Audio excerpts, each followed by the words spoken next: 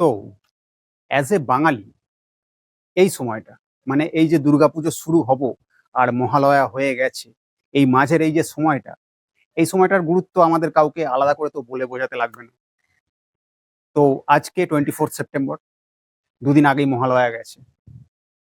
এই সময় হাজার হাজার বাঙালির হাজার হাজার আনন্দের কারণের মাঝখানে কিছু পার্টিকুলার মানুষ এমন আছেন যাদের মহালয়ার ভোরের সেই দেবী বন্দনার গান শুনে বুকের ভিতর থেকে কিছুটা হলেও একটা দীর্ঘশ্বাস বেরিয়ে আসে।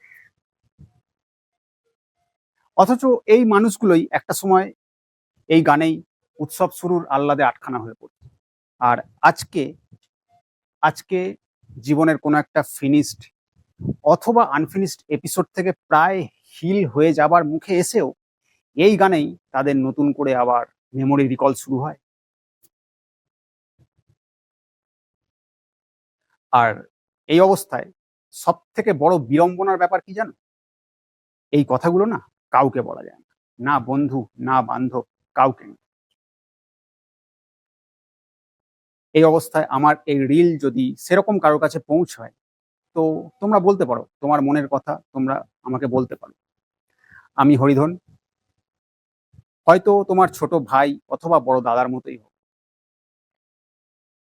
কথা দিলাম পুরোটা শুনবো এবং তোমাদের এতটুকু জাজ করব না।